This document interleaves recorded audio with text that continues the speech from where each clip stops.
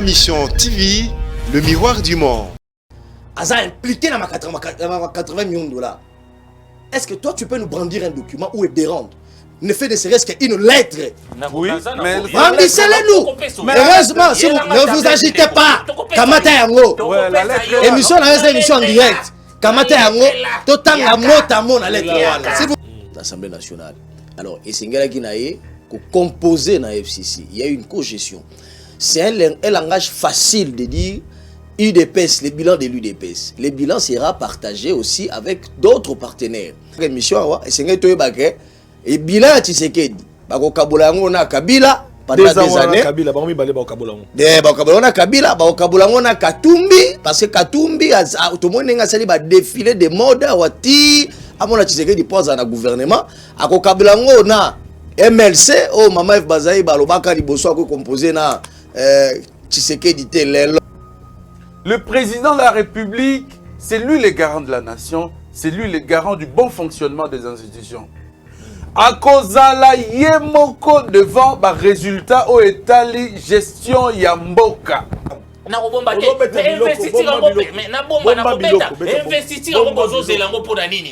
que le ministre il pose déjà des actes de gestion. Pas si Madame Soussou Ndeko Bele doit partager bilan wana. Pour na bango, mon idée na bango ya koloba ke Félix IDPS bazaka ndengwana. Bango mabe e utaka kapabatu. Batili biso ndeko kamere na prison, ezaka na lettre moko babenga. Okengi na kingo, balobi non, yo moko lobaki roya na este. Toko zela yo oya. Et comme itina bala bakenda kolala koso mérite okoma. Ça veut dire que le chef de l'État sera responsable, jugé selon sa vision, selon ses promesses. Boji, batie bazongisi na budget kuna. Parce que Azaï a pouvoir à co-gérer na Tshisekedi. Le loko fa na plateau to bi bakotala ne ba ko-gérer ne mokonzambo ka Tshisekedi te. Bino pe boy na kanyaka, boy na pouvoir. Ce qui était botika boke no sala opposition. Ce qui si voilà c'est ça. Ce qui bolingi boza na bila Tshisekedi te, ça c'est la logique formelle, c'est clair. Ce qui bolingi ba partager bo endosser responsabilité wana te, botika institution, boke na opposition.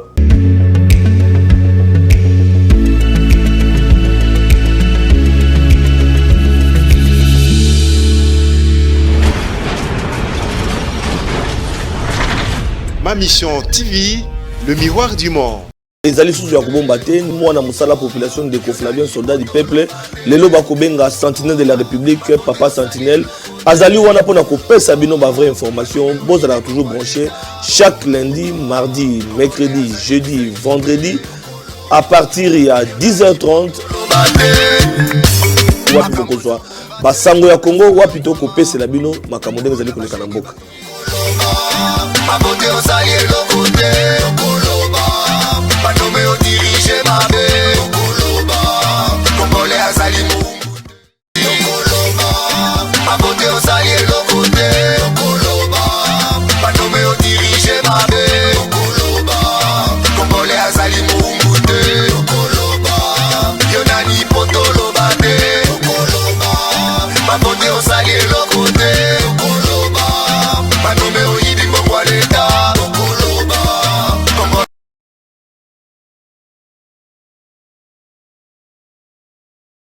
Mbote Nabino Bandeko, Mbote Lisusu, Poto Lubaka ete ya solo tokutanaka chaque jour du lundi au vendredi à partir de 10h30 Bandeko Balandi. Poto Beta Masolo ya Congo, Kulala Kulamuka Ezalaka grâce à Nzambe, na yango tolobi ete ya solo Nzambe asali ete biso lelo tokutana biso Nabino, Poto Beta Masango ya Congo. Papa sentinelle de la République, gardien du temple, Ndeko Flavien Lobaki ete ya solo a signé un contrat na bino pe contrat za kokoba pour na kobeta masolo ya mboka to kobeta masolo ya mboka na oyo etali investiture ya gouvernement Sama Lukonde na Assemblée nationale bobino moko te esengela maki esale mamokolo lelo vendredi kasi esale mité ba reporter yango situation sécuritaire à l'est ezali ko préoccupé ba député ba ressortissant ba élu il y a Esther o ba telemelaki peda mingi balengaki ete batia kana o etali problème na bango insécurité na est c'est boy ba pete bana kelasi na beni bango pe bazali ko réclamer te kimia ezonga na mboka na bango boyebi bino moko pete ba mama ba utaki beni bayaki kisasa po bakuta na mokonza mboka balobi bakozonga elongo na mokonza mboka po ete ba mona kimia ata ko mokonza mboka lakaki bango ya solo kuna ako installer état major pe akokinde kovanda kuna ba mama beni babi eko umela bande ko balandi na basango mosusu esengeli bo ba ete likambo ya Willy Bakonga ndenge tolobaki ete ezali kokoba tina tongo lelo nano ba tindi na kisasa te ba négociation ezali kosalema tolobelaki yango na mokola lobi pona koluka koyeba lisusu pona nini akozonga to akozonga te eloko ni esengeli salema na mbula matadi po ete ya solo ye azonga pe na ba oyo batikali ba ministre bolandaki bino moko ete bande ko bele ba pesa ki makanisi na bango pona kosenga na IGF asa la contrôle il y a ba ministre nyoso yo basalaki elongo na gouvernement ilukamba po ba nani basalaki musala malamu banani bayaki musala ya l'état esengeli kosola na basango mosusu esengeli ba ete mona mboka Joseph Kabila sauf imprévu d'après certaines sources mwana mboka Joseph Kabila après kuuta kashama mwana mboka azali na kisasa aselaki kozonga tokoluka toyeba mobembo ya kindeki akende kosala nini mena mikolo koya ndeto kopesa bino ba information na nyoso oyo ezali kolobama autour ya mwana mboka Joseph Kabila oyo azalaki mingi bolandaki na Katanga plus de 4 mois et demi avant naki kuna kasi asili kozonga na kisasa tokobeta masolo yango na mikolo koya bande ko balandi nazali ngai mokote nazali na ba confrères journalistes kasi sengeli to bango bazala 4 invités na tongo ya lelo bobino moko ete mbula ibeti mais na ko remercier bande ko nanga oyo babundi na se mbula pona kokoma na esika oyo poto beta masolo mboka na yambi bongo du Jésus Beludou oyo azali DG Mokambi ya Liberté Actu boyi malamu na plateau na biso ya semaine oyo émission bandi ça fait aux la 5e numéro 4e numéro oyo meto ya mbibino bande ko ba journaliste boyi malamu mbote papa sentinelle boyinde ba ko benga ka na chango kuna mbote na bengi oyo susu papa sentinelle mbote en tout cas merci pour la invitation au pesinga et pour ko bela mai mboka makambo itali mboka na biso et mobanza te na kati ya émission oyo tokusunga penza ba ko pona koloba bosolo et rien que bosolo et na PCP ndeko nanga izuba mbote na ba téléspectateurs nyonso ya ZTM balanga liboso na leka na plateau na yo pe na leka na TV oyo ZTM Matondo mingi na lobaki te papa Sentinelle azali wana chaque jour du lundi au vendredi à partir de 10h30 boza pété tozali wana et puis na ba surprise auto za na plateau bokolanda yango mwana mboka Edmond Izuba azali sous muto représenté te po ete ba si batanga ki na co-débatteur na ye Edmond Izuba coordonnateur ya Objectif Info CD boyi malamu na plateau na biso ya tongo merci beaucoup papa Sentinelle kombo kitoko c'est-à-dire pendant que biso to lali papa Sentinelle ya rolala te aza ko veiller pour na biso ko veiller pour na koza ba information et pe ko pesa peuple donc aux ali bongo moto oyo aza ko veiller pour la survie ya population na pesi yo longonia na encourager plutôt yo mingi vraiment pour na concept ya sika oyo komatisa lokumu ya biso ba journaliste pe et ko édifier population pas tout ça là absolument merci na sepeli mingi ezape lokola ngai lokola ndeko du Jésus alobi pour la première fois na ya na kuta na bongo na surprise pour tout le monde a été ndenge bimara déjà mais toye lisusu na katia wa mafuta donc chaîne donc kitoko makasi na sepeli nango donc ZTM longue vie Matondo mingi voilà bande ko balandi donc c'est confirmé Joseph Kabila na sambula oyo Joseph Kabila atterri na Kisasa crise makasi na ngambo ya FCC tokuluka toyeba PPRD panzana te comité de crise batiaki bakosala musala to bakosala musala te bande ko balandi mais na évolution basango okozwa toujours basango ndenge ezali ko évoluer mais boy ba mbula tango betaka na Kisasa esalaka ba dégâts tokokota nango mois prochainement bande ko balandi likambo ya investiture ya gouvernement Sama Lukonde tolobaki ete senge tout miso après ko déposer programme à gouvernement attente à population ezali ebele gouvernement Sama Lukonde babenge gouvernement ba warrior ba oyo ba kosa misala po ete ya solo ba congolais ba longwa na pasi ba attente ezali belé ba préoccupation belé ba kuti na mesa na bango likambo est likambo salaire ba fonctionnaire makambo ezali kili bande ko balandi d'où Jésus Beledou 2 ans de Komora Lobby 37 ans de lutte il y a UDPS 2 ans échec na gestion Sama Lukonde ayo abi ba warrior parce que mokonza mboka lobaki était 2 ans mandat ne ba lekisi yango ka bongo na coalition ça se cache Sama Lukonde esengelaki ezala investi gouvernement na ye ba reporter date ebanité tita pourquoi auto solo na tongo to solo boy date fixe ebanité ya mokolo ba ko investir yango ba député oyo ya est ba sepela quitter ba clarer porte sur landaki yango motuna na ngozala boy vu attente ya population na gouvernement Sama Lukonde pona yo priorité esengeli ezala nini petit na nini ya solo na sima na kuku poto sengeto kundola ba investir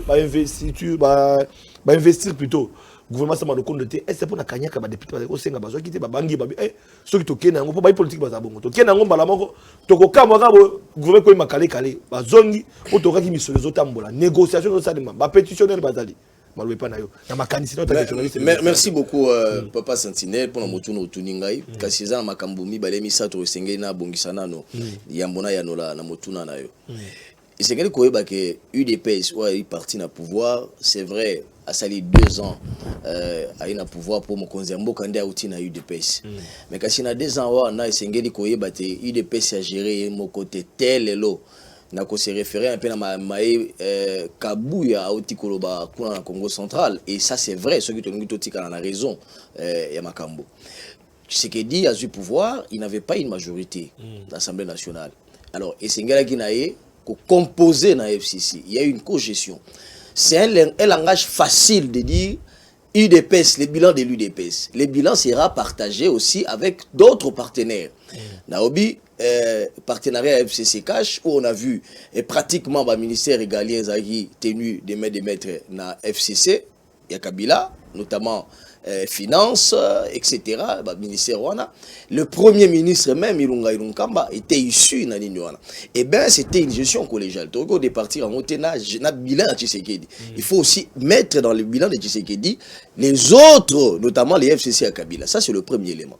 Le deuxième élément, il y a Katumbi et le MLC. Les lots, tu as le gouvernement. En réalité, le gouvernement ici, il y a un gouvernement de cohésion nationale. Pour la cohésion, parce que on retrouve les classiques. Il y a Moïse Katumbi, il y a ensemble. Mwandonti Maoto, ministère, il y a plan. Minita, je crois. Ce n'est pas un ministère inutile. Nakati, il y a gouvernement, il y a Warrior. Eh bien, tel est l'eau. Netoko Saka mission, et c'est que et bilan Tshisekedi. Bako Kabola na Kabila. Pendant des années, Kabila,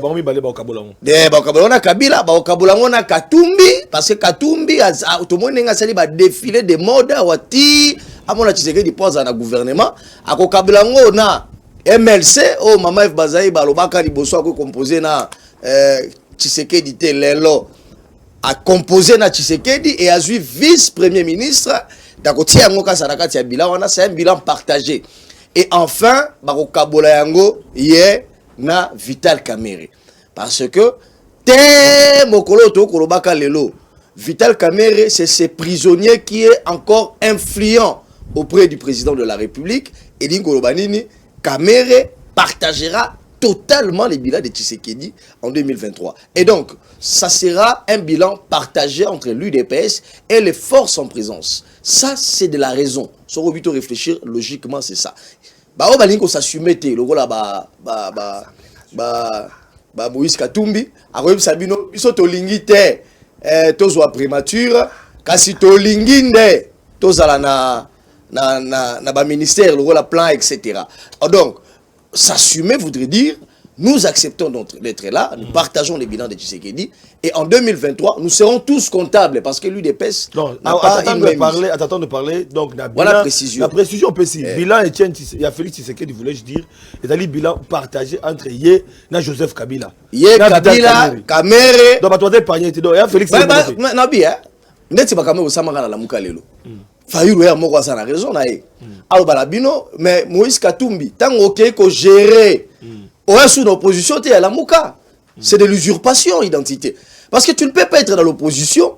Tu ne peux pas être dans le pouvoir, on gérer, on réclamer au parti dans l'opposition. Donc ça c'est absurde. C'est là où je dis, il faut qu'il s'assume. Le bilan de l'UDPS sera partagé avec Kabila, avec Katumbi, avec MLC. Alors, ce qu'on a rejoindre. Aujourd'hui, il y a 2 minutes, pardon, on a ça. Comme ça, tu continues. C'est la même question. Il n'y a pas de problème. Moi, Namboka, parce que le gouvernement s'est mal compté de l'investiture. La bande que l'entrée des jeunes avait été Ndeko Félix Tshisekedi parce que Ndeko Mora le baga nanga le bika na plateau yo Ndeko Flavien au Tali il y a combat IDPS 37 ans basu pouvoir après Bitumba Rubunda 2 ans mais échec Ndeko recadabilité Zaka Bila ya Félix Tshisekedi de mon côté parce que Ndeko Kabila na kati Vital Kamerhe na kati bango so ko partager bon auto kota so ça Malukonde et ko za Bemba et ko za paix Moïse Katumbi na Ndeko Félix Tshisekedi avant de commencer mais à l'obé comment user la position à continuer non nani na préciser parce que Ndeko azo sala ba amalgame moi mingi so kokokate ko dissocier Ndeko Etienne Tshisekedi Ndeko Félix Tshisekedi pardon o azali lelo mokonzi mboka na UDPS non j'ai dit non. Le président de la République c'est lui le garant de la nation. C'est lui le garant du bon fonctionnement des institutions. À cause la yemoko devant le résultat au étali gestion yamboka. Yemoko Seul. Voilà. C'est vrai, lui, je pense qu'il est dans la théorie. La théorie selon laquelle UDPS, UNC, tout consort. Mais ici, nous sommes dans la pratique. La pratique voudrait que le président de la République qui a géré les pays, qui a géré les institutions, qui a géré l'armée, qui a géré l'éducation et tout ça, répondent seul devant ses exigences. Parce que Tangouye Azui Mboka a péci ce qu'on appelle le programme, la vision. Mais Azalaki n'a qu'à cohésion vision ou coalition. Vision, bien que voilà vision pourquoi je commence mais responsabilité partagée. Je commence par là. Vision à Mokonzi Mboka Pessi. Mokonzi kolela biso pona lobate bana mboka o bazali na ngai bazo edenga na avancer par rapport à vision na ngai. Mokonzi Mboka bi na kati yango. Tango akataki yango la batute akati yemoko dans un responsable alobi vision na ezo simbate na ba partenaire o auti pa Kabila akati yango to pusani mo mukie yemoko aponi ba partenaire o akoki ko sala na bango aponi Bemba aponi Katumbi aponi kaka yemoko pona nini azo pona yemoko pona a concrétiser vision na ye. Alors ce qui te commune en 2023 voilà. Vision na ye wana et là, c'est-à-dire la réalisation de Yemoko. Voilà. Donc, nous avons boye. Tant que nous avons promesse. Pourquoi Katumbi a fait la ngote? Pourquoi Bemba a fait la ngote? Pourquoi Matusuba a fait la ngote? Azo sala ngo Yemoko. Lelo awe kengi na kingo. Balobi non, Yomoko lobaki roya na este. Et comme il ça veut dire que le chef de l'État sera jugé selon sa vision, selon ses promesses, réalisées et non réalisées. Voilà, nous avons annoncé peut arriver déjà Eric Wemba, donc confrère journaliste, c'est tout à l'heure là, d'où Jésus Beledou, d'où Jésus Beledou. Responsabilité, c'est pas ça les débats. Rapport, il y a investiture, il y a gouvernement, ça en Assemblée nationale, tout le monde. Les loyaux, cause des années exactement. Est-ce que quand il y a des gens il y a des députés, des députés pétitionnaires, ça qui me montre pas Félix Tshisekedi, des banques ici, tu peux me solidarité pour parler de Félix à la caca, on a des amis comme ça, tout papa Santina Zokundola, on va découvrir des députés, la caca bango pour quoi ça, gouvernement, Samalouko, Ilukamba. Bamona clarté ba jipa na ka bango bamona te eza kolobama to ko vérifier information et le bon peut être pas ko isa mabunda ndenge moko ba la question kaka et le côté pas ko isa Alexis Tambwe Mamba mais cette fois-ci pour investir gouvernement et c'est le président ba conclusion ils à la normale net respect trop de promesses. Est-ce qu'il y a un jour battre à Simbelo qu'on a tout compris tout là? Merci beaucoup. Merci beaucoup pour la motouya. Na monique ndekonanga inde mo azapena na amalgame. Yende pena azana nde balbaka le poto na le firmament ako comprendre kate. Boyebi lelo soki bato mosusu ba kolobaka bilan ya Kabila a partageaki yango na mozito lelo azali en opposition. Parce que atiaki est premier ministre yenda kambaki action gouvernementale à Kabila. Papa balobaka bilan ya Kabila a partageaki yango na mozito na Katumbi et les autres. Parce que lelo bakatisi ba baza ba opposant ba komi ko ngana biso to bilan Kabila te ba tiki Kabila yeboko. Logique wana ya logique ya soloté. Na pesi fayu le réseau na plateau ao. Tango alobi na Katumbi, alobi papa na politique balakate tiède ni chaud ni froid. Pour la position. Ceux qui ont OK au kambi, ont na pouvoir, assume toi le bas na pouvoir, na ko kamé sur opposition té. Parce que on peut partager bilan ya moto yo a ko geraka. Ndeko nga aide moi afandi awa, a ko lobaka Tshisekedi. Mais Kamere qui est en prison aujourd'hui. Kamere, il a une coalition avec les chefs de l'État. Qu'est-ce qui justifie aujourd'hui Boji, batie bazongisi na budget kuna. Parce que azali na pouvoir a ko gérer na Tshisekedi. Le loko fa na plateau to obi ba kotala ne ba ko gérer ne mokonzi mboka Tshisekedi te. Bino pe boy na kanyaka, boy na pouvoir. Ce qui était botika boke no sala opposition. Ce qui si voilà c'est ça. Ce qui bolingi boza na bila Tshisekedi te, ça c'est la logique formelle, c'est clair. Ceux qui vont partager, bon endosser responsabilité ou en atte, bon tic institution, bon qui est en opposition, bon gérer, bon ça la critique par rapport à la gestion. Mais tant que vous avez la main dans la marmite, vous partagez les bilans. C'est difficile à ingurgiter, mais il faut ingurgiter parce que c'est le fait. Donc il ne faudrait pas venir ici dire si c'est quelqu'un qui a été kuna, bateau sur bazala qui a le goût à patera mais qui on a ça malukonde. Et puis il y a le malukonde. On a compris. Nazo asko d'antenne. On a tanga maloba, on ça sur 2 minutes ko kimbangu. Na loba momba on a 6 ala ko kosa sur na plateau alobi o Tshisekedi yemoko aponi bato na ya tie bango wana na gouvernement. Qui t'a dit que Tshisekedi aponi bato? Tshisekedi a fait un discours de rupture où il a 4 relations na Tshisekedi. A lancé un message s'il vous plaît. A lancé un message à l'obi union sacrée sur ce patriotique. Tomoni Bembaye yemoko Tshisekedi akira ki azio na maboko bi yaka ko ta na gouvernement. Tomoni Katumbi aye. Mais Fayoulou de l'autre côté, il a refusé d'être là. Il a fait une déclaration. L'adhésion n'a pas été obligée. Non, l'adhésion est volontaire. C'est quand Wabino Boye, Bobi to côté union sacrée. Donc on peut partager bilan de ce qui est de lobby. Katumbi qui est en train de souffler le feu et le froid. Mais il faut partager les bilans.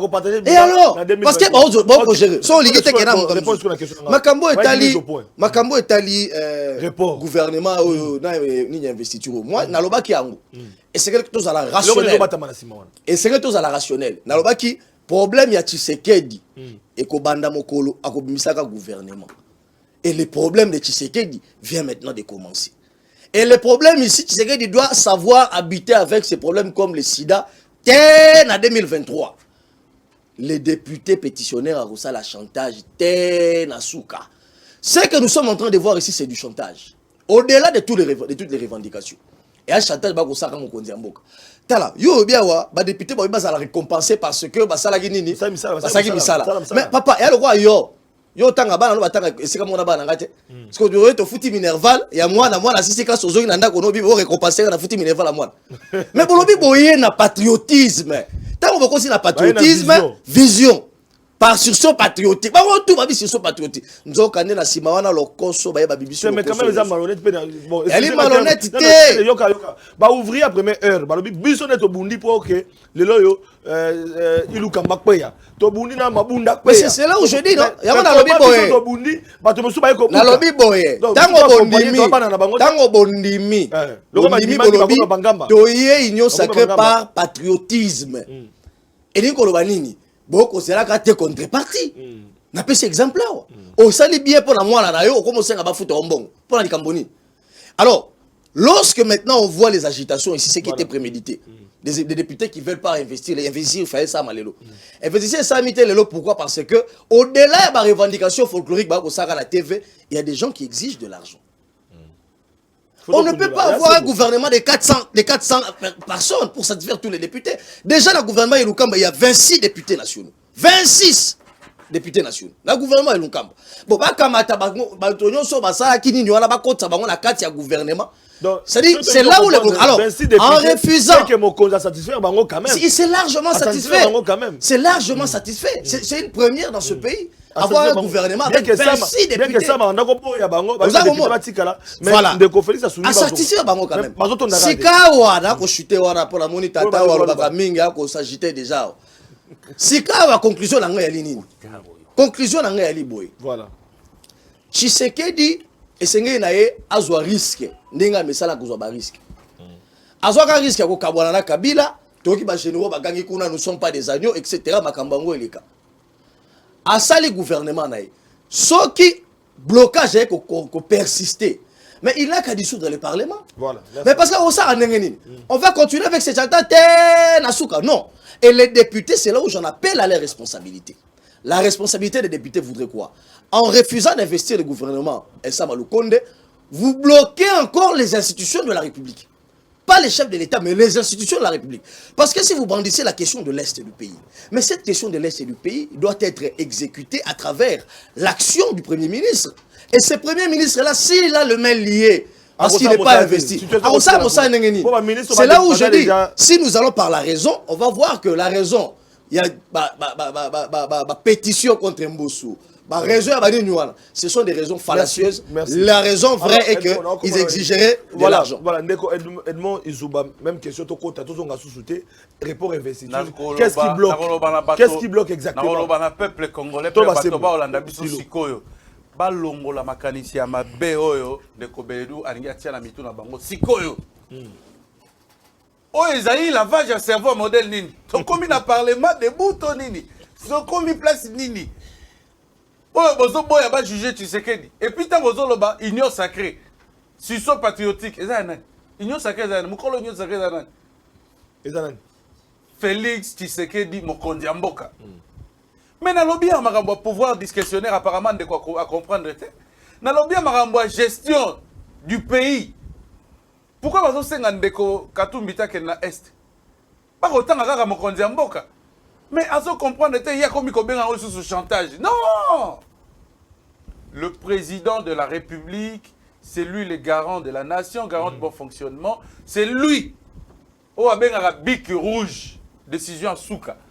Katumbi arogo matakiti, bemba ro matakiti, tant qu'il y a za mokondi, yende mutako décider en dernier. Ba proposition, ba suggestion, ce qui a lingi andimandimi, ce qui a lingi aboya aboyi. Constitution et pesier pouvoir wana, et pesier Katumbi, ce qui lelo, ndenga boya naki yena ndeko Kabila, alobi pe akata makambo union sacrée akokata yango. Mboka etambolaka selon vision ya mutu moko. Mboka ezalaka na chauffeur moko. Mboka ezalaka na chauffeur mibalete. Alors, ceux qui lelo mboka dini na mabe, mboka kwei, trop condamné na mokonzi ya mboka. Azali ye moko te. Azali ye moko. Azali ye moko. Est-ce que tango Moïse Katumbi nakotika o poser question. Yo mona pozali motu moko, mais au remplacer institution mobimba.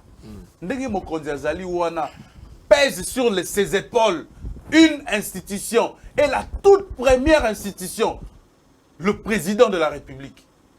Ce qui a côté Moutonio soit télémi. C'est-à-dire, Lelo, même dans Libanda Mboka, c'est lui qui représente la RDC partout. Alors, tant que tu recommences à l'élection, bon, floué, bisoté là-bas, discours oyo. Alors, ben, la ligne on nuancé le Katoum, bien sûr, partagé bilan, la ligne on nuancé le koyo. Ah, toi, ça m'a le conde. Dans ça m'a le conde, tout le monde qui va blocage.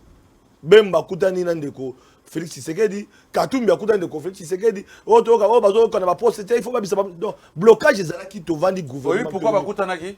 Bakutani na suka. Goulot d'étranglement. Yango na koloba. Et kangi mokondi, yoka ngai. Katumbi apesi ya bato. Même apesi ya bato. Est-ce que bilan ko partage en 2023, même ko so le te ngana sana kité, le quoi Fayulu aboya kini makambo na vandi libanda. Soki ale la kité. Soki ale la kité motalinga ya azate. Mokondi aleli. Baronio ko la ngai. Ba décision la ngai nyos baza ko humilier ngai bana boya succès patriotique ba eko sunga ye ba vision na yo ezanini vision na nga union sacrée bon pour la union sacrée na yo ba contribution ba suggestion na biso yango mona mutu nyonso mokonzi ya evitaki ayaki na ba suggestion na ba proposition na ye soki andimi kondima yango kozwa yango pe kotia na vision na ye tant mieux. Ce qui a boy naé, tant pis. Il est mon responsable. Oui, il y a mon corps. Donc, on va dire balete. Donc, l'élo par rapport. Siko, ah, toko lo par rapport. Makambo sama yango, non? Makambo sama yango. Toko kende. Gouvernement ko banda. Toko kende na ba réforme. Toko tala siko, sincérité, il y a union sacrée, pe na vision yango mokonzi mboka linga ko appliquer. Tozo lo balelo makambo ya blocage. Et contre forme, nyonso wana eza prévu ezwa forme. Toko loba makambo ya blocage ya union sacrée, investiture ya gouvernement. Gouvernement union sacrée. Il y a salut public. Mais tout le monde a un gouvernement bongo dans l'époque, il y a Nani, il y a Mobutu et tout ça. Mais qui a payé les pots? Mobutu est mort. Il est mort. Moi, Nani Akima. Mobutu est mort. Bah, on dit que Bazara Mobutu, le gouvernement. Mouta partagé bilan Mobutu Azate. La preuve est que Lelo Batouana Bazali, Bazali. Alors, qu'est-ce qui s'est fait? Blocage aux salama pour le gouvernement à Samalouko. C'est une tempête dans un verre d'eau. Ezali makambu oyo ba agitation inutile, ba agitation moro. Ezali le rôle na katia bouteille. Bato bakangami déjà mais ba ko s'agiter. Ba yebi place ngobi ba bakangi ba aquarium. Omoni aquarium ndenge za bambi ça na kati. Ata s'agiter o baluka kaka boy. Voilà, merci beaucoup. Tu sais pourquoi? Le gouvernement Samaloukonde est représenté par les chefs des regroupements et des plateformes politiques. Bazaba Warrior. Bazaba Warrior, Bazali, na sima la bango de ba député au bako sa makele liwana. Et bien comme na niveau ni. Ba komi ko senga siko kaniaka, ba komi mbongo. Ba bandaki na 50 000 lobby basali réunion. Na opesa droite pour na décevoir source na ngai. Bakomiti na $20 bazela ki mokonza mboka ya babango eko ya raté ipaki mokonza mboka ya babango lobi na butu loko ya mbaki bango lobi na butu te balobi non moyen pe ba programmer investiture lelo zate donc ekomi soit ba ya babango merci beaucoup voilà ba programmer lundi ezali makambo ya soni.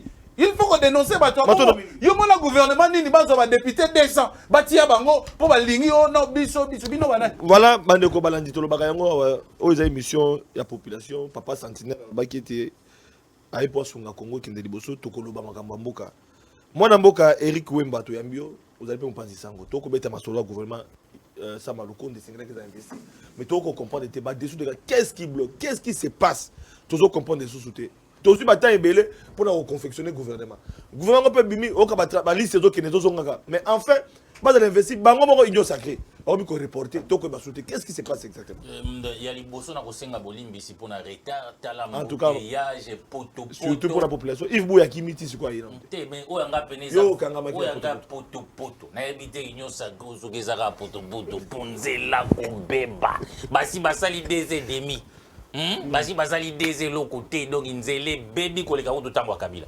limbisanga na lobango epoli na ebite inyosa ko zoke loko nini libado eli biso na mboka parce que ngana zo croire na inyosa de wana ti vraiment libado okondima ndeni yo kondima ke secrétaire général ya parti na ebi gende ko debele doit za ka mois proche ndenge na yebi ya ka mingi ko répercuter ba idée na bango ou azolo ba wana pena sa ju lavage de cerveau na limete una gouvernement na no bandité.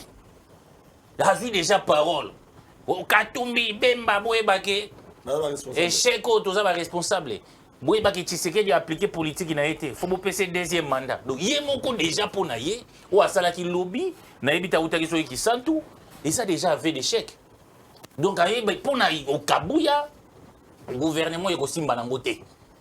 Félix a rebongi Sambo, autant de passer deuxième mandat pour Zalaï Moko Libo, soit Zagina Kabila. Si ma Kabila, avec Ozana Bemba. Bloqué donc il totika donc déjà il dit que ko simbati union sacrée dans le bandit mais va proclamer des échecs nango parce qu'il tika 2 ans ba ko sala quand même miracle tout le monde a quand même qui ba bongisi moi biloko mais gouvernement warrior oui non ozolo ba déjà et ko simbati et ça point à soulever et puis faut mon a déjà na côté ya batu na bango ya ba communiquer na bango ndenge moko tozana yawa bazo préparer des opinions. Donc, il les a partagés, ceux qui ont échoué, bon, ça sous Félix Tshisekedi deuxième mandat. Babani déjà qu'on l'avait cerveau. Donc, ils ont campagne. Il y a un amont, n'a pas compris comment Malobaya bel deux Kogano qui s'est Gabouya. Faut pas arrêter comme on a évité ceux qui vont coûter na Ravaya. Donc, Bango va préparer opinion. Donc, on dit Mama Kambouanate. gouvernement ba warrior bino lo nezo kamwisa bino biso to kanisaka que union sacrée zali vision na suka batu ba comprendre des vision te Félix Tshisekedi il faut que tuna place pasi na mboko ya union sacrée bandi tango abengaki moko ayebisaka nini eza makambo ya prometaki na kopesa ndingisa yo bengaki Félix akomaki na bulibu na posa ya kopanza PPRD pona ko réussir ezali na bengeli yawo panzelanga PPRD na kopesa présidence ya Assemblée nationale et comme na suka lokola ya mesana ko rouler bato pour ko rouler ya Félix et bandi leloté si na Genève abimi wana non le changement c'est fayulu yemo ka signé bako mais na suka ba G Salami ono ba franc-maçon ba vutaki ngai mais azui mo konzi ya ba franc-maçon atie kuna na présidence tilelo woni yiko la zani ba franc-maçon ba vutaki mo zui mo konzi na bango otie kuna sur le conseil légal na ebité poste monene ni bati wana ya respecter ba engagement te yo moko zali obengi mutu yebise ke na kopesa loko trop de promesses total lelo ya zolo ba makambo o union sacrée za vision moto na ye Augustin Kabuya abengi bato lelo ono o akozana gouvernement te to kopesa entreprise butamba okabula ba entreprise bato wana ba pesi ba moté ba bandi mobulu faute za nani faute za ya bato to ya bato bazoko promettre tout tananu wana parce que ils ont salamana ba warrior et bandi lelo te banda nango kala depuis époque Kabila ba député bazalaka so moni ko l'investir na adoption budget parce que gouvernement ça basenga kambongo babengaka ben visible investiture mais la police zela kasi na ko peso ndingisa te ba député depuis époque Kabila ngana banda ko couvrir parlement depuis 2011 izu ba kokoyeba bazaka na chantage wana eza habitude na bango ben visible biso to kanisa ki lokola papa Tshisekedi aye akuta rupture pour batu baya na vision ye moko amesani si bango bongo to telemaki likambo ya 12 millions awa to yebate 12 millions bima mboso amemi batu na Pullman moni ba mesani mingi na vie wana babengaka be pikire kolia komela ba champagne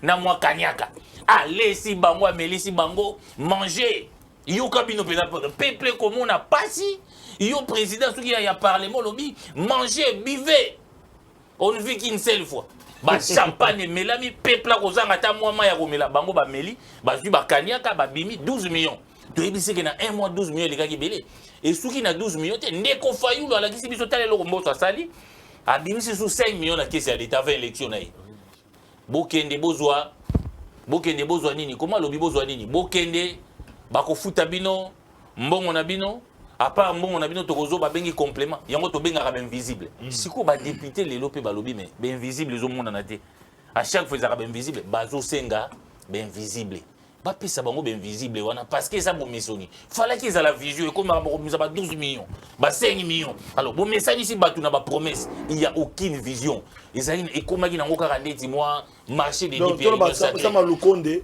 ah mais ça kabasi ba menace ni kambo zo umi sa réponse ba kanya kambo il y a invisible les doigts bien bien biso to kante ke bako da période ya Tshisekedi biloko wana ke sila mais bon valeur wana aussi la maison bon continuer ko bimisa ba 12 millions ba 5 millions avant élection yo oza na campagne électorale no comme président bimi 5 millions yango lobby au moni soki o eleki okopesa nga raison tokozonga na mois septembre avant adoption ya budget bakoloba lisusu bopesa biso ba invisible basalaka plateforme na esprit wana te basalaka na esprit ya vision yo mesani si batu na ba promesse na ba nini on dirait que idée moko autour ya union sacrée ezali te mais ça ne loko mosusu wana ezalaki kolanda na mosika ekopesa nga epesinga mutema pasi mara mosusu ndeko bele do azokoloba ya kopartager bilan wana pona bango moni idée na bango ya koloba ke Félix IDPS bazaka ndenge wana bango mabe euta kaka pa bato batili biso ndeko camera na prison ezaka na lettre moko babengaka soki tango balobaki ke camera salaka lettre moko totaka na tribunal alobaki ke ba mesure conservatoire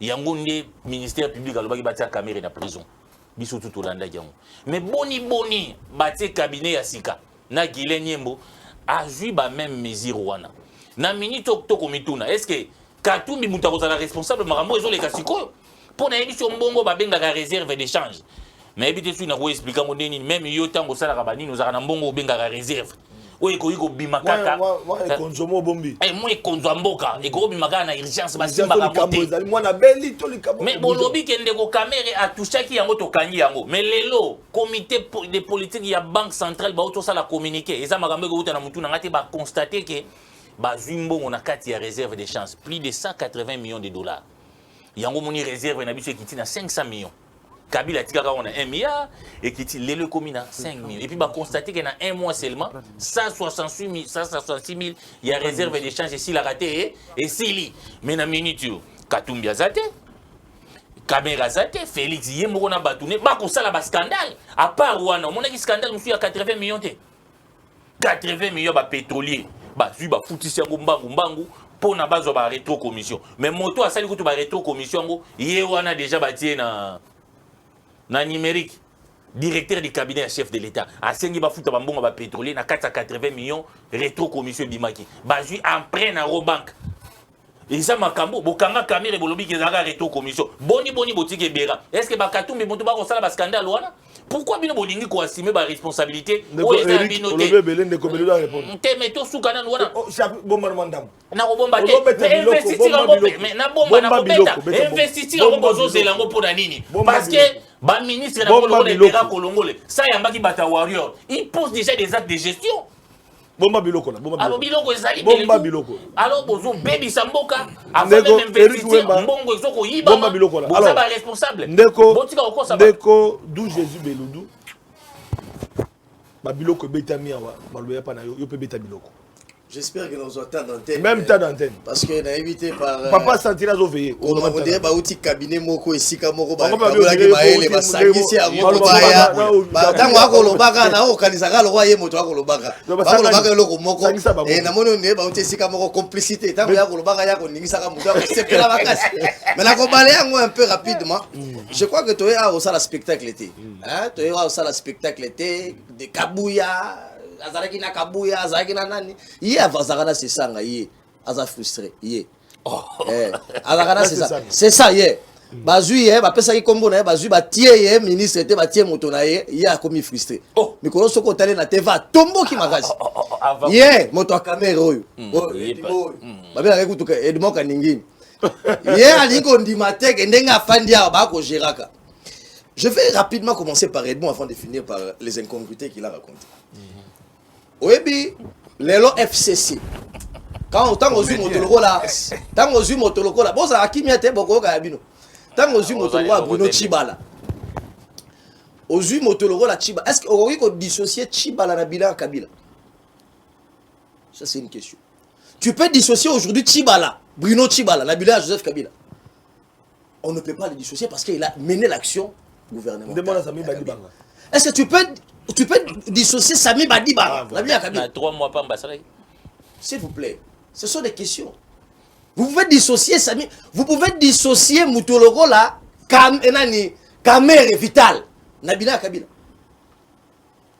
Est-ce que vous pouvez dissocier Moutoloko là, Katumbi, Nabila Kabila? Mais qu'est-ce qu'on veut?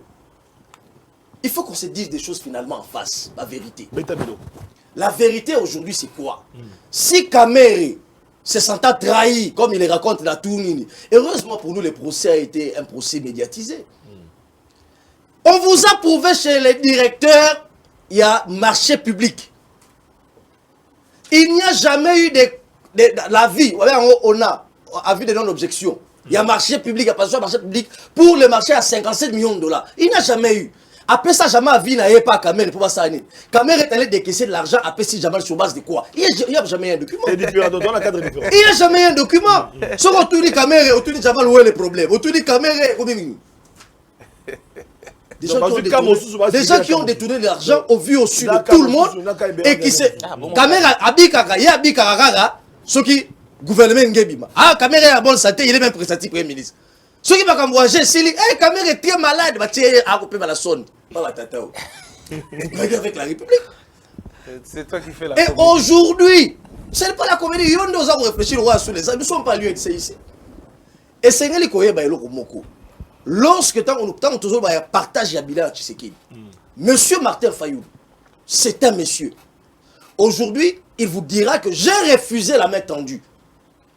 On a appris ici, nous sommes journalistes. Lorsqu'on composait le gouvernement Warrior, on a approché Mouzito. Mouzito ici a été approché. Soit être ministre des Finances, soit être Premier ministre. Il a refusé. Même Kabila a été approché. Il a refusé. On appelle ça bateau FCC. Mais Bino bateau, Bosali 4 vols, Bumbashi Kinshasa, blocage à gouvernement, Nani Habité Kezaki, Nani Katumbi qui réclamait 1 mine. il réclamait le budget, il réclamait ces 4 ministères importants. Parce qu'il y avait blocage. Ce qui a montré que Simba quitté, a montré que Baroula qui, quand tu m'as montré que c'est autant pour Kamere. Kamere a promis de vous amener les notes de Tshisekedi lui-même, qui donne les injonctions pour la procédure d'urgence. Il y a le coup. Tozela qui est à un DVD, il y a un discours au Parlement. Et vous voulez sur un plateau sérieux comme plateau d'Aoto Vandiawa, tu vas nous dire que non, Kamere Nengazawana, ce sont des gens roulés, il est justement arrêté, etc.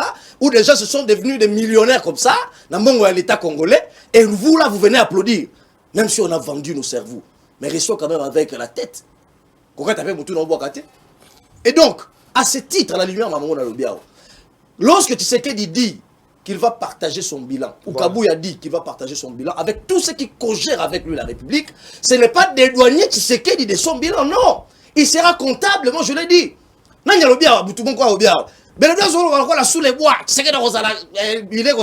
Qui a dit ça sur ce plateau? Vous venez faire du sensationnel.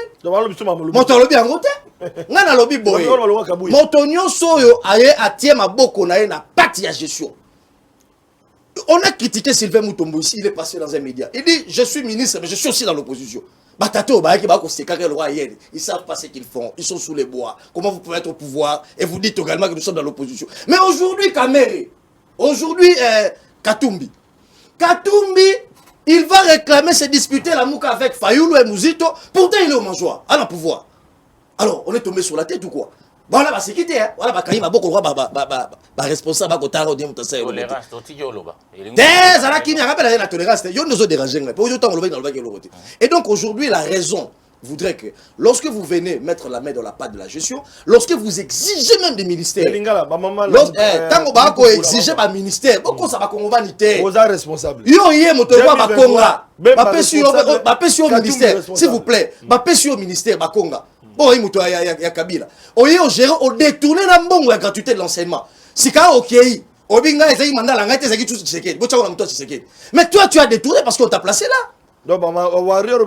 Et donc, ce sont des gens, tous ceux qui vont mettre la main dans la pâte, ce sont des gens qui vont être comptables autant avec Tshisekedi, ceux qui ont géré. Ceux qui ont limité, institution en Boka, pour ça l'affairisme là bango. Nadi, Toké dans la Kamere est en prison. Il dit qu'il a été injustement condamné. Tu réfléchir même par absurdité. Si tu estimes que tu as été injustement condamné, tu es un leader politique. Kata coalition na yo. Tika Tshisekedi moka sa makam na ye. Seka nego ko seka yo moko. Mais ko ya la matuna na gouvernement. Ceux qui ont s'accrocher pour aux alliés d'affairisme, tu sais que tu dois t'accrocher pour avoir un peu d'argent en 2023. Bolingo pourrir mandat Tshisekedi, mais bon liya la carte ya mandat wana pour bon qui est en 2023 pour aller discours, il y a ça la discours. Ça n'a pas de raison. Ce qui Katumbi, qui refuse d'être premier ministre de Tshisekedi, il n'a qu'à dire à rapatrier des Mwandotim. Là, ça n'est pas Mwandotim, Makuna. T'as n'est pas qu'on fait ta Mwandotim. Mwando. Ogatier Christian Mwando. Ministre à plat. Ako se pelaka baye pa na bango swahili poudre ako se pelaka. Voilà. Mais si vous refusez ça, mais n'allez pas au gouvernement de Tshisekedi, regardez Tshisekedi échouer, trébucher jusqu'à la fin. Vous êtes dans les bateaux et vous dites que vous votez Tshisekedi. Et donc, la logique, s'il vous plaît, parce que la logique voudrait qu'on s'assume. En politique, on n'est pas lâche. En politique, on s'assume. S'il vous plaît, ce n'est pas ton stylo, c'est le stylo du présentateur. Prochainement, amène ton stylo. Alors, je reviens maintenant à Makambo Nanya Otolobao. Vous savez, nous les journalistes, on a la liberté d'expression, mais on n'a pas les libertinages. Tant qu'on y a Yawa, Alobi et Bérand, l'actuel ministre numérique, a impliqué dans 80 millions de dollars. Est-ce que toi, tu peux nous brandir un document où est Bérand ne fait de serait-ce qu'une lettre? Oui, mais brandissez-les-nous. Heureusement, si vous ne vous agitez pas, Kamata Yango, émission en direct. Kamata Yango, totanga mota mo na lettre wana. S'il vous plaît. Pourquoi ils vont s'agiter? Pesa ya tanga ngote. C'est quoi ça journaliste? Pesa oh, ça la kimia. Pesa yango atanga yango. Et tout décortiquer makambo et comment na lettre wana. Total 6 a été avec les deux commissions. Pesa ya atanga yango. Sinon, atika ko sala ba déclaration gratuite. Nenga akasi no bi gasté. Oh, ça la kimia. Mais au émission mo bimalo ba bele moko. Tango ba ko fana ki kimia te. Oh là là. Il faut partager ça équitable. Oh là, mais on s'agite pour la nini. Oyo ba kelo ba kelo côté. Na la zolo ba. Oko protéger. Tango yo ba na ko ba ngana ba ki na présentateur. Ah, bon Flavien, Flavien, je m'y connais dans ces jeux-là. Tangango a une voix intelligible. Oui, ça va tout ce qu'il y a besoin d'Aïbi. Zanan. Tangango a une voix intelligible. A une voix intelligible.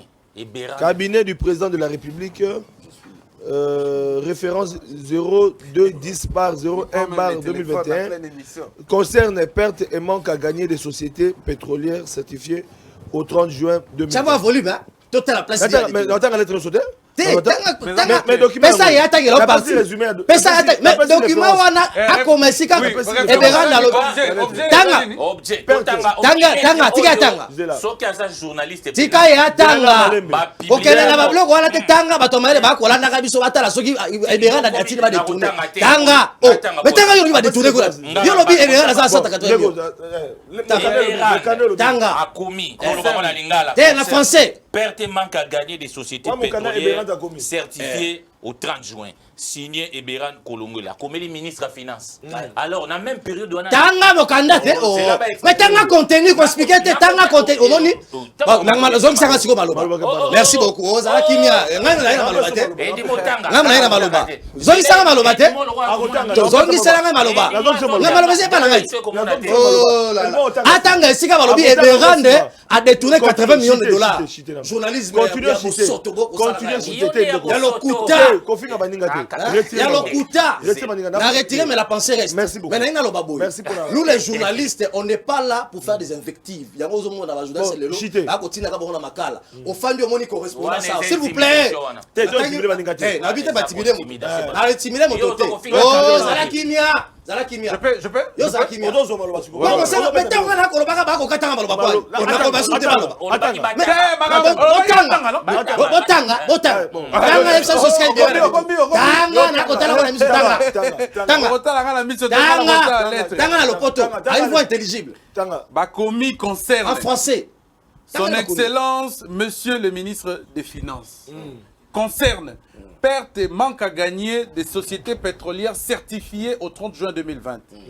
Excellence, Monsieur le ministre, Son Excellence, Monsieur le Président de la République, chef de l'État, pas impliqué, chef de l'État a été saisi, a été saisi par la ministre de l'économie nationale au sujet des doléances des sociétés pétrolières en rapport avec le perte et manque à gagner résultant du gel des prix des produits pétroliers par le gouvernement de la note du ministre précité. La note de la ministre précitée relève que la commission d'amortissement du comité de suivi des prix des produits pétroliers a déjà été certifiée en date du 21 décembre 2020. Le montant qui constitue une créance que détiennent les sociétés pétrolières sur l'État à la date du 30 juin 2020. Elle conclut à la nécessité de soulager la trésorerie des dites sociétés par et purement de cette dette. Y donnant suite, la haute hiérarchie vous demande d'entrevoir en toute urgence le paiement de cette créance telle que cristallisée à ces jours par le ministre de l'économie avec précision des détails des répartitions, c'est-à-dire annexe Ezali, entre sociétés pétrolières concernées et de lui faire rapport par retour du présent courrier. La ministre de l'économie qui me lit en copie et vous-même êtes priés de réserver à la présente le bénéfice de l'urgence tel que requiert. Veuillez accueillir, monsieur de tout ça. C'est quoi, c'est parce qu'on y a non, évité. tu sais, il est malin. On a, oh, c'est pour non, non, à cause de la commune malin. On a mis le coutal. Oh, on continue Omoni. Ah, c'est lié. Menté. Autant qu'il français. On va expliquer. Ah, expliquer la compréhension, on rappelle la Omoni ah, comme il est coloré intellectuel. Omoni moto. Kokosa. Gozara de l'euro moro échappé. Autant qu'il y a moi. Lettre Oyo. En quoi est-ce que lettre Oyo est différent de la lettre Oyo caméra komaka comme la directeur à cabinet. Ezala ikaka likambu moro na contenu eloko Oyo na répartition. Babenga ngo clé de répartition. Quand vous avez la clé de répartition, il y a un comité de suivi à la présidence de la République géré par le directeur de cabinet. Et dans cette commission-là, on rétrocède. On va bien en opération retour, bazong il sera là. À l'époque de Kamere, les prix qu'on recommandait, c'était 100 millions de dollars. On avait retourné 15 millions de dollars. Cette fois-ci, c'est sorti 80 millions de dollars. On a rétrocédé 12 millions de dollars. Et la lettre est là en annexe, signée par le ministre de l'économie Yemoko. Ce qu'on a lié en haut, va répartir. Comité de suivi. Ils ont la marge d'en mais 12 millions, qui ne retournent. Qui ne retournent sur base de répartition, échanger leur côté. Donc, Cop oyo, cop oyo, cop oyo, cop oyo.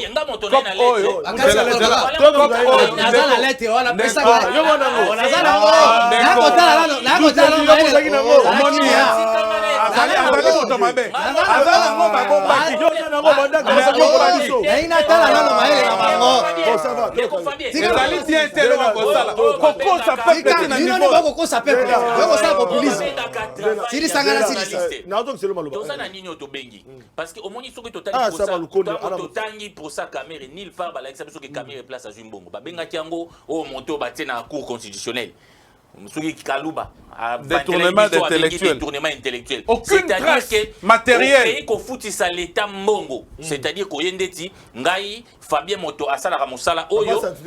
Ba pese mbongo. Ngata mo ba pese mbongo na yena sima. Non papa Fabien moninga na beta ki cop. Aujourd'hui moi 10 000 na 10 000 wana avant que tu na ebiso non na 10 000 kozwa. Oui cop on ninga zala kate o katelanga moi 3 000. Cop beta mekindengo wana. Yango ba bengi rétro commission. Et bandaka na dossier il y a liboso ya makambo 15 millions. Mais tant que monaki qui est caméra répétée à qui te ba tubele ba kati yango. O problème eza wapi.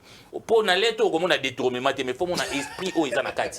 Le directeur de cabinet écrit au ministre des Finances.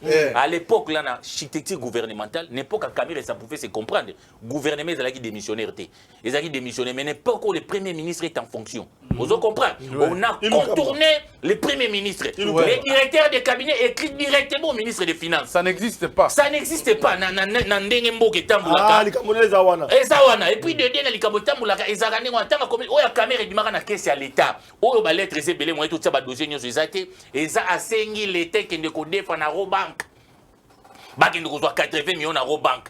Alors tala pressé ba bimisi mbongo wana bimisa mbangu président muta instruit bimisa 80 millions tango ba bimisi 80 millions tu to landeli dossier tout ça na ba dossier nyonso so alingi to ça ne débat bake ba bendi 12 millions to bengaka ya rétro commission na conseiller ezala bongo c'est retracé omoni ba mbongo wana balingaka te bana ezali bongo mo eza retraçable te Flavien obenga inga apona yo ka bakele la bango totuni tuni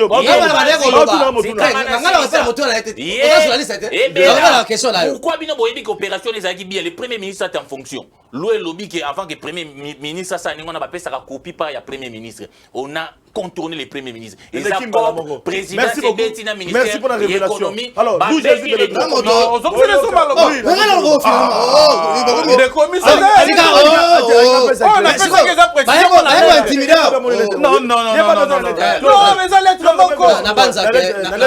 merci beaucoup. J'espère que oh là là. OK. S'il vous plaît, par respect même pour ceux qui nous suivent.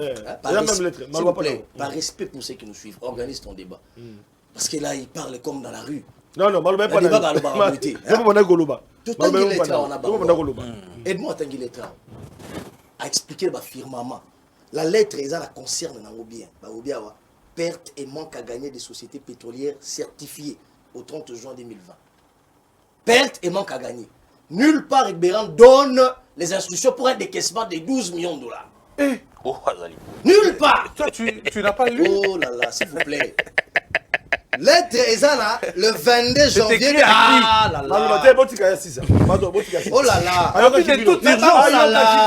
La protéger. Oh là là. C'est toute urgence. S'il vous plaît, on parle de quoi? On parle de 12 millions. À moins que tout s'embrouille. S'il vous plaît. S'il vous plaît. Mais finalement, vous avez. Flavien. Tango bango ba kolobaka, s'il vous plaît. Oh là là. Abo il comprend son stylo Kikaye. Nabi, omoni, oh là là. Tango, omoni makele ba ko salaka, balina lo bate pour nani. Na ko déballer le kuta. Les gens qui sont venus ici sur un plateau de télévision, à qui Caméra a mis des choses dans la bouche, à qui Sessanga a mis les choses dans la bouche, oui, a mis les choses dans la bouche, et qui vient, oh là là. Mais nous, bon, le bien, on a vu ta kabouyati. Bon, inventaire, ça va vivre ta caméra, comme il est pesé à Moutabongo. Il y a vu ta kabouyati. Là, on a vu la gueule, mais là, le bien, caméra, tu es venu à Moutabongo. Pour ça, par les images, tu as des maquilles. L'été 2021, qui n'a pas de caméra de détournement pour trouver justification. Ici, on parle de 12 millions de dollars. 12 millions de dollars. Il y a rétrocommission. Yé, Azuma Loba. Alors, Eberand a détourné 12 millions de dollars. Les débats, c'était ça. N'est-ce pas? Est-ce que tu peux nous prouver cette discussion que je suis en train de raconter? Oh là là, il nous brandit une lettre qu'on a liée à une voix intelligible. Ne pensons pas que nous sommes intelligents. Alors, et après, c'est un détournement intellectuel. Non, s'il vous plaît, s'il vous plaît, s'il vous plaît. Il n'a pas su les prouver ici. Ils ont lu un bon français. On a écrit les français. Pardon. Et donc, aujourd'hui, s'il vous plaît, la Kimia. Merci. Aujourd'hui, c'est Sengali Koye. Oh là là. Aujourd'hui, la vérité est que. Merci. Aujourd'hui, vérité à l'Inini. Vérité à l'I. Les gens qui sont autour de Tshisekedi, ils sont venus comme Kabila était venu avec Tshisekedi pour saper l'action de Tshisekedi afin qu'il échoue en 2023. Et ils l'ont démontré à travers leurs analyses. Kamere, c'est quelqu'un qui a été avec Tshisekedi. Il est encore avec Tshisekedi. Mais il est au NUF. Pas parce qu'il y a eu des manœuvres politiques, mais parce qu'il a détourné, ce n'est pas moi qui l'ai dit. Il a détourné la justice congolaise, l'a sanctionné. C'est une honte. On peut beau dire de Tshisekedi. On peut beau dire, on ne dit pas que Tshisekedi ne sera pas comptable. Je dis aujourd'hui, par exemple à Maramba Est, puisque quelqu'un a parlé de Maramba Est. Mais ça relève de l'enfantillage. Dire que si le chef de l'État aujourd'hui allait rester dans Beni, la guerre va finir. Ça relève de l'enfantillage. Parce que, bien que lui-même l'ayant dit, mais nous on réfléchit. Voilà. Oh, mais nous on réfléchit. Oh là là, non. Il y a le bien à il y a toujours la compréhension à travers. Dans le Biboé. Montre-moi quoi sur la plateau, Edmond. Alors, ce qui me condamne, oui, on fait bien. Mais nous, intellectuels, il faut réfléchir. La guerre de oh là là, c'est la Kimia. C'est important. La guerre de l'Est se joue ici, à Kinshasa. Bitumba Est et Zao, à Kinshasa, les tireurs des ficelles sont à Kinshasa. Et les mal, Mbosso l'a dit, aujourd'hui, il a dit, les tireurs des ficelles sont tous ces généraux qui aujourd'hui sont des barrières, etc. En plus, Nani a évité que FRDC et Zali symbiose, il y a armée rebelle Nyos, la San City. Nani a bien noté. Et tu sais que du jour ça casse. Bon, c'est là, tu sais que derrière la pointe de presse. Ah, la pointe de presse. C'est qu'il est en train de faire en termes de stratégie par rapport à l'Est du pays. Il a dit qu'il y aura une réponse. Attendons la réponse. Ne venez pas ici communiquer l'UNC chez les intellectuels. Ils m'ont dérangé, je vais les déranger. Ils m'ont dérangé, la émission aussi, voilà. Dans le débat, dans le bas qui était d'Abitumba, il y a Makanisi. Pour le Congo, et c'est que l'on a Abitumba, donc répond investiture, mais gouvernement warrior, Oyo, la bombe non archive du jour, Oyo, la semaine, mais la zone qui s'est en l'élo, pour tout bêtir, il y a gouvernement warrior, Bandeko Barandi, Bolanda, une minute, toujours dans le plateau pour te clôturer, d'abord invité. Ma beauté au salier, le côté, pas nommé au dirigé, ma belle. Pamba te bozalaki bomoko bokeki no Genève souci ezalaki ete peuple a gagné élection lelo yo mwana mboka Félix Tshisekedi a gagné élection bokoki kosangana te na bosenga bayimboka pona ko sauver bayibali ko kufa bututo moi mama Eve Bazaiba tokoki kosangana te na kati ya corruption na kati ya iniquité. Un président conçu dans la corruption mboka ekobeba ezali potopoto ye moko Félix alobaki toza bomoko mutu oyo akolongwa na bomoko kombo na ye nani likama akozwa likama ekozongela ye moko alobaki bolimbisanga nasalaki baerreur nazalaki kolala pongi esalaki nga me aza nanu kaka na kati ya pongi yango wana tolobi na ye alamuka pouvoir oyo ye azondima wana ezali cadeau empoisonné yo mutu ozwi toza meme mpa na mawa na soni yo moko ke nazwi nanga 15% mpo balakisaki ye baresultat balobi tala ozwaki kaka 15% kutu shadari aleki yo me tokotia yo wana mpo yo garantir bainteret ya continuité na biso azwi andimi yango wana ozoyoka bana bazoyemba Félix ateki mboka mpo na pouvoir na ye moko ekosimba te meme na nzango balobaka ngala moyibi ezalaka na suka te. Maintenant que pouvoir eza na maboko ya peuple toloba bongo MLC décidé ainsi que parti politique nyonso oyo ezoconstitue lamuka bakoki kozala prêt ya kotravailler na gouvernement oyo ya Félix Tshisekedi. Nasi na répondre yo ke tokoki kotravailler na kati ya corruption te na kati ya inéquité te soki ezalaka mpo na pouvoir bomonaki biso na réunion ya Senko le MLC avait dit tokoparticiper na pouvoir wana te mabote osali eloko te okoloba banome odirige mabe okoloba kongole azali mungu. Merci la réalisation, merci l'équipe technique. Tout le bas qui était archive du jour. Chaque jour, Bandeko Banani Toko Zongela. Bolanda qui a José Makila. Bolanda qui a Vital Kamere. Bolanda qui a F Bazaïba. Bolanda qui lobby a Bruno Chibala.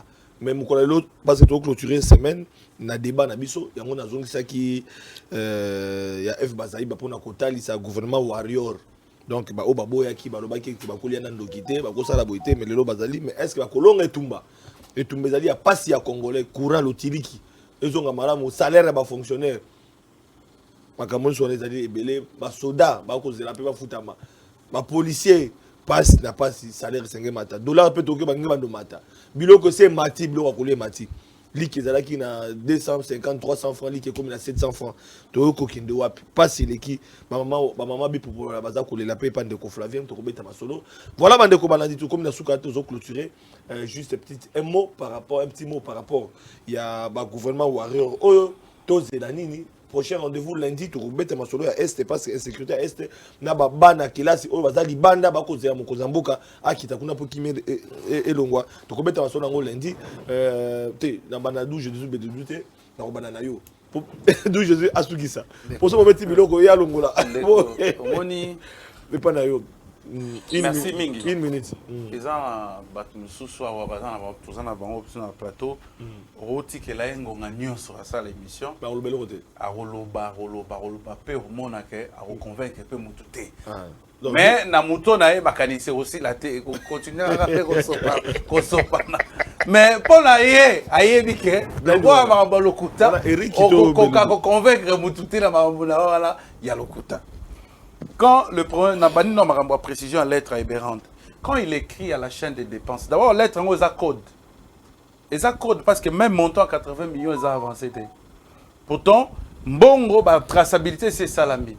À la chaîne des dépenses, c'est le ministre des Finances de à Actionaka. Ba Narolo Banin, à fond la opération. Et qui donc, comme le ministre, c'est-à-dire budget à validé, et comme directement ministre des Finances à Fongola, Masoloti, la Banque centrale et tout ça. Et le décollelo à Kolobake, Vital Kamere, Bakangi, Kimoyibi, détournement, pour n'anger quelque part, n'anger et ali accusation gratuite. Parce que même justice Yemoko a été incapable de prouver. Vous savez, c'est quand on dit détournement. Quand on dit détournement, il doit y exister. Il doit conclusion.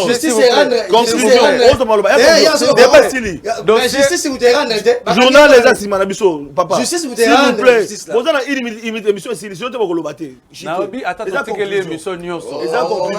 Juste après nous journal. Naza calme awa. Justice n'est pas condamné caméra pour le détournement Moïbi ngaité. Bokolo basouté. La mode de la fin. Bokolo basouté. Si ça Eric il sonne peut pas. Dossier un appel jugement liboso exact. Donc conclusion. Ba Lucas siko écriture ba bengango ba écrit ba nini ba écriture comptable. Et si kao caméra banda ko détourné. Depuis procès banda tina condamnation muta prouvaté que mbongo bimaka na signature à caméra yango muta zalité. Donc il faut tant que tozoya na télévision voilà toya na boule ya ko aider peuple à avancer voilà, et non ya ko reculer. Et puis des deux non mais quand c'est zaté. Il y a un détournement intellectuel. Muto a benga détournement intellectuel les va récompenser. Merci aux amis d'où Jésus. Il benga moninga dimo yemo va protéger Béra. Na évité na 12 millions na 8 000 francs. Pour moni ba benga ka moi 12 millions aux yeux l'autre côté na kati ba tu ba lier rétro commission. Yo wana ka ko défendre. Les a passé na makele la plateforme. Ye neta ngo ko défendre 57 millions ya 5 millions. Tika makele wana. Ya ko lobi justice solo. Voilà. Mais na lina zonga na likambo moko ya ko éclairer bato ya ba. Ya conclusion makambo bakonga. Georges Kapiamba bolanda ke mingi te c'est un manipulateur. Bakonga ezate ke bakangi parce que ngana tous ob information suka. Au moins te ministre de la justice a komi côté bana. Batunye bo bakonga. Mais ça vraie information. Bino bo beki bakonga bakangi foya wa mbangu. Il y a, non, ça va prendre du temps, il y a la procédure. Non, Bakonga Bakangi était parce qu'il y a une coopération judiciaire ici. Bakonga tanga commis na Brazzaville. Na mboka nyoso na mokili. Soko za na somme moko boye importante o déclarer mota en amont. Soki bato douane ba remarquer yo, législation ya mboka wana bakoyi kokanga yo. Bakangeli Bakonga pona yango. Bakangi était parce que bino bolobi ka détourné. Alors Kapiamba na lokuta na ndenga kosaka bato zé moko boye keno o Blatiner condamné. Nzoka Blatiner azara déjà na Belgique ça fait ça mbongo na rétro ya nino babenga ya caution. Atika ko manipuler bato. Bakonga bako juger par rapport à la législation de Brazzaville. Il n'a pas si déclaré il n'y a pas de coopération. Merci. Quelques secondes. Il y a un Sony qui a un plateau à télévision qui est Bakonga, Azaïko Kimate, Bakange pour la procédure régulière. Est-ce qu'on comprend les moments? S'il vous plaît, alors Kimia. Autant que le bien, conclut 30 secondes. Émission c'est le journal des un mandat de comparution ici, pas au niveau du procureur. Merci. Il devait se présenter le lendemain, il s'est présenté à bureau. Et quand on l'a arrêté comme fugitif. Quand tu as un mandat de comparution, on ne s'extrait pas devant la justice. Merci. Pour voilà, merci. Peu importe cette somme d'argent, c'était un fugitif. Merci Nabino. La réalité c'est ça. S'il vous plaît. Merci Eric. Bon respecter Plateau. Bon respecter Plateau, il y a confrère Nabino. Bon respecter Plateau, il y a confrère. D'où Jésus Bélédou. S'il vous plaît Eric. S'il vous plaît Eric.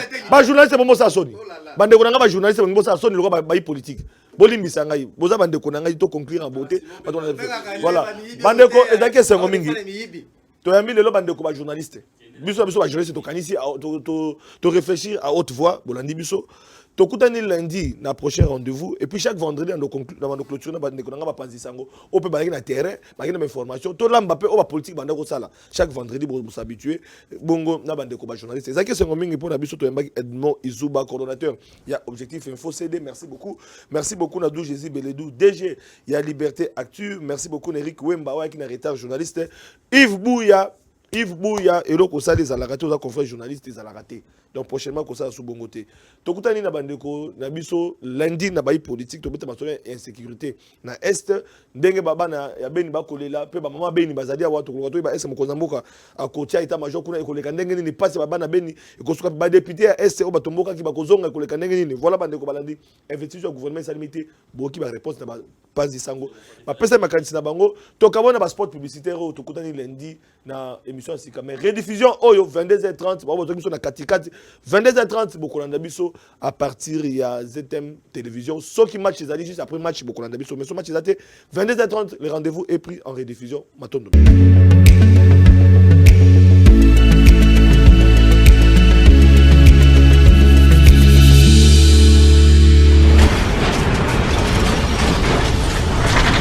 Ma mission TV, le miroir du monde.